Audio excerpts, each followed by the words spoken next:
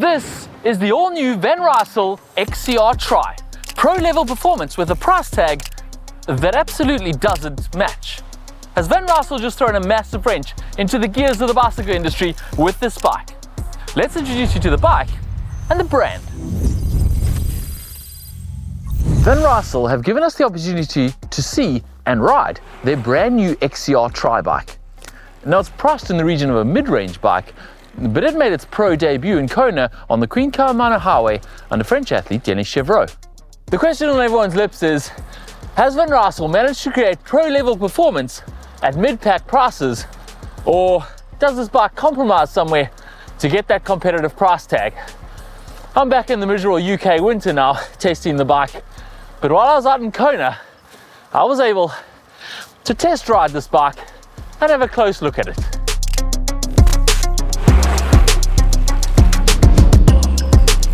Three versions of the Van Rysel XCR will be released. This version, the Tri version, a UCI legal version, the UCR version, and one in between, which Van Rysel are calling the hybrid version. We'll get to the differences between all three later on, but for right now, let's dive into this one, the Tri version. The frame itself is a fairly standard shape, no beam bikes or anything like that, but it does have airfoil shapes on the seat stays and the fork, nice wide forks there, some space around them for the air to travel past. It is high modulus carbon, not the super high modulus carbon layup that they used in the RCR bike. I asked them why that was, whether they were saving money, and they said no, they actually found that they got the right stiffness from the high modulus carbon layup that they used on this one with these tube shapes, and they didn't need to go super high modulus carbon. It got too stiff when they did that, which got me asking, how much testing did they do on the stiffness and the tube shapes and the tube strength? And they actually said that this bike has been 3 years in the making, and this particular one, the production model of the frame, is iteration number 14. So they've gone around the houses getting this bike right before they brought it to market.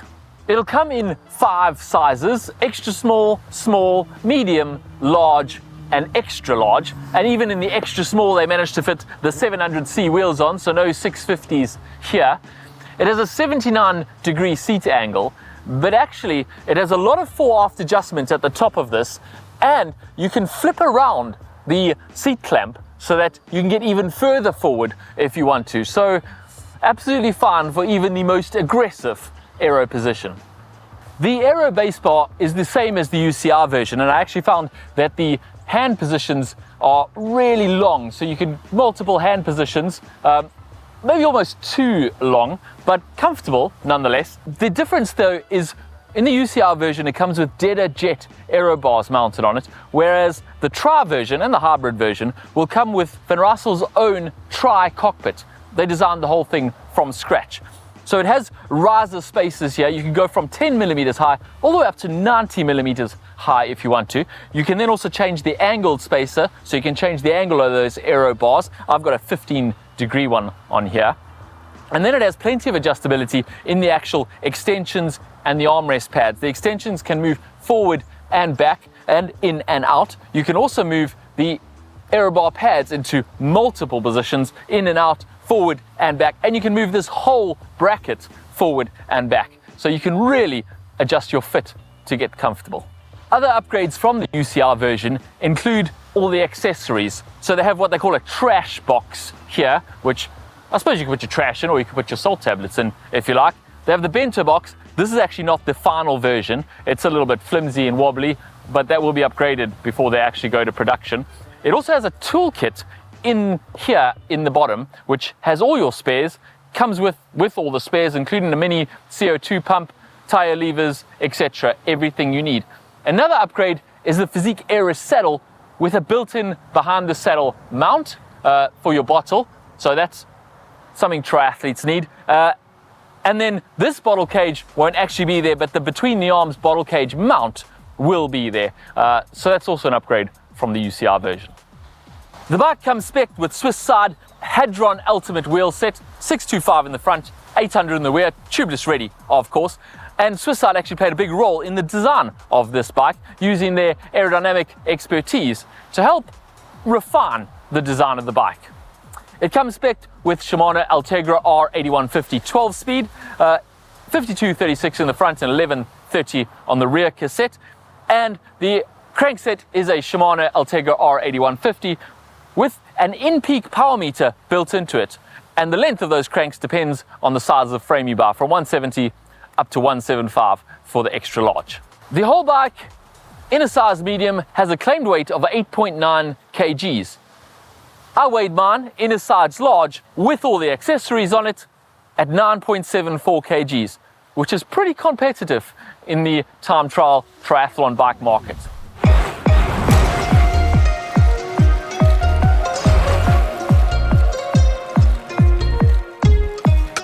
We should probably introduce you to the brand Van Rysel if you haven't heard of it. Van Rysel is directly translated from Flemish to mean from Lille, a small town on the Belgian border of France, where this bike was conceived and built. The brand was launched in 2019, and if you haven't heard of the brand Van Rysel, you may have heard of its parent company, Decathlon. For years, Decathlon only catered to the entry-level and budget market with their in-house brand B-Twin. But then they decided to enter the performance cycling market and launched Van Rysel. They partnered with Swiss company aerodynamics specialist Swiss Side to design a aero road bike, the RCR and the XCR UCI version, both of which already have tour pedigree under the Decathlon AGR2R Le Mondial team in the pro peloton. And now they've turned their attention to the triathlon market with this, the XCR Tri. Van Rysel haven't built the bike in isolation. They've collaborated with a few partners, including French pro athlete Denis Chevrot. And just before Kona, I went for a ride with him. All right, I'm joined now by Denis Chevrot, multiple Ironman winner, Ironman Hamburg, Ironman Frankfurt, twice Ironman Austria and Ironman Western Australia, actually. How long have you been a Van Rysel athlete? We start our relationship at the beginning of 2022. Oh, wow. So quite a long time then, but they haven't even released the bike yet. Not so yet. How does that work, that you've been riding a bike brand that doesn't have a bike? Yes. First, it's not just about bike, it's about tree suits, skin suits, sunnies, helmet. Yeah. But yes, I was most interested by the bike. But we make a deal, and I was involved in the process of development of the bike. It was a big point for us to have a lot of possibility on the bike for the fitting. We don't want that you have to buy other stuff to make the bike good for you. So you have a lot of angle, you could have a lot of different reach, stack. Adjustability yes. Everywhere. Well, it's a very good bike, and if you've had as much influence in making this bike as you say you have, then I have to shake your hand and say well done on building such a good bike. I want to say all the good things are from me, and all the bad things, if you think they are bad. If there's anything negative on the bike, that's not me. It wasn't you. Fair enough. Yeah, I think that's fair. But there are no bad things, only good things. Should we keep riding then? Yeah. Let's go.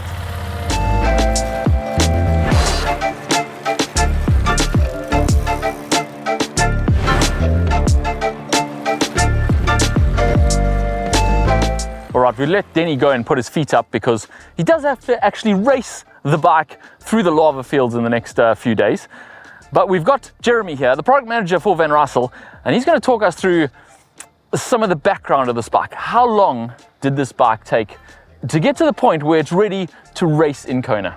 Yeah, so we launched the bike 3 years ago. So it took us 3 years to be ready for Saturday, for Denis, and in a few weeks for the customers. So yeah, 3 years development.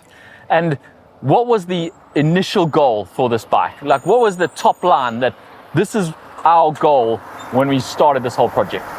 Yeah, at Van Rysel, our DNA is to design a performance bike. So the first line was how to be the fastest triathlon bike on the market. And this was the guideline for every decision we made during the development process. When you look at the bike and the price points that it's coming out at though, you kind of think your goal must have been to create a bike that is affordable for the general triathlon public. But you saying that high performance was the goal. Was affordable something that happened along the way? Yeah, no, definitely not. first step is to define a performance bike with all the criteria that helps you to go fast. And then from that, we try to be as competitive as possible, but as a consequence, not as an objective. So this is what we do at Van Rysel. Well, you've managed to get a very competitive price for a very competitive bike. Is it enough to disrupt the cycling market? Because disrupt the cycling market is kind of a catchphrase that's been thrown around quite a lot since Van Rysel appeared in the market. Is that what you're going to do to the triathlon market?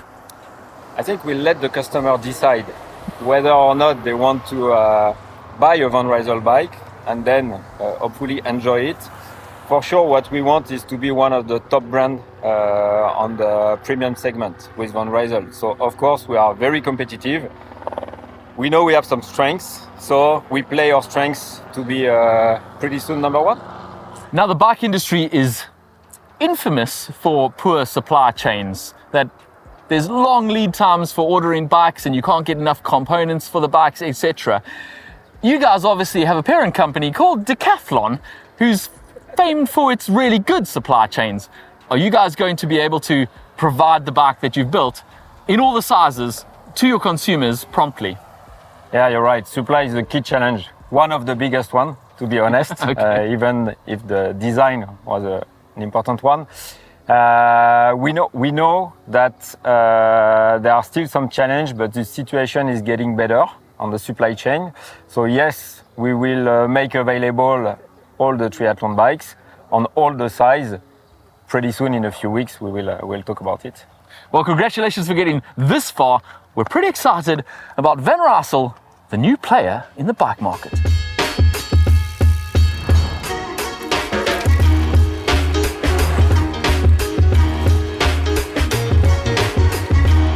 Kona was great, but smooth roads and open highways can only test the bike so far.